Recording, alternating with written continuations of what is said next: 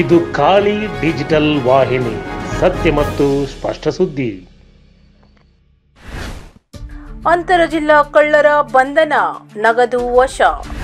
ದಾಂಡೇಲಿ ನಗರದಲ್ಲಿ ಸರಣಿ ಕಳ್ಳತನ ಮಾಡಿದ್ದ ಅಂತರ ಜಿಲ್ಲಾ ಕಳ್ಳರನ್ನು ನಗರ ಠಾಣೆಯ ಪೊಲೀಸರು ಸೋಮವಾರ ಬಂಧಿಸಿ ಕಳ್ಳತನ ನಡೆದ ಸ್ಥಳದಲ್ಲಿ ಮಹಜರು ನಡೆಸಿ ಕಳ್ಳತನದ ವಸ್ತುಗಳನ್ನು 11ನೇ ದಿನಕ್ಕೆ ವಶಪಡಿಸಿಕೊಂಡಿದ್ದಾರೆ.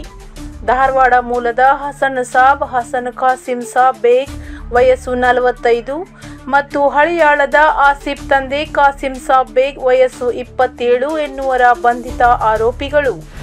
ಬಂಧಿತರಿಂದ 1 ಬಂಗಾರದ ಮಂಗಳಸೂತ್ರ, 2 ಕಿವಿ ಬಂಗಾರದ ಓಲೆ, 1 ಬಂಗಾರದ ಚೈನ್, ಬಂಗಾರದ ಕರಿಮಣಿ, 1 ಬೆಳ್ಳಿಯ ಸರ, ಬೆಳ್ಳಿಯ ಉಂಗುರ, 2 lava keypad mobile, 1 Realme mobile phone, ಹೀಗೆ ಒಟ್ಟು 1,70,000 ನಗದು ಹಣ, 36.83 ಗ್ರಾಂ ಬಂಗಾರ ಆಭರಣಗಳು ಮತ್ತು 30.18 ಗ್ರಾಂ ಬೆಳ್ಳಿಯ ವಸ್ತುಗಳನ್ನು ವಶಪಡಿಸಿಕೊಳ್ಳುವಲ್ಲಿ ಪೊಲೀಸರು ಯಶಸ್ವಿಯಾಗಿದ್ದಾರೆ.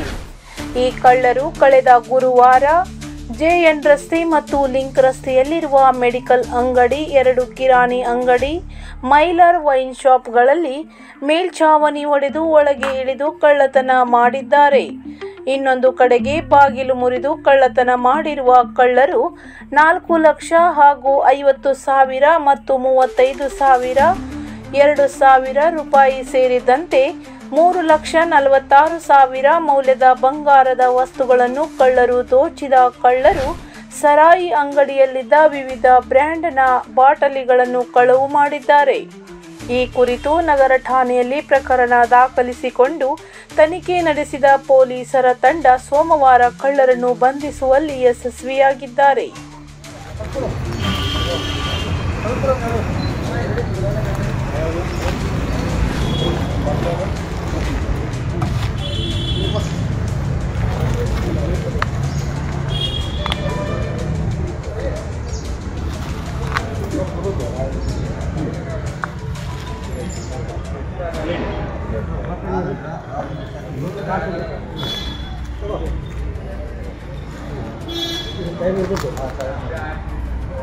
ಆಮೇಲೆ ಆಮೇಲೆ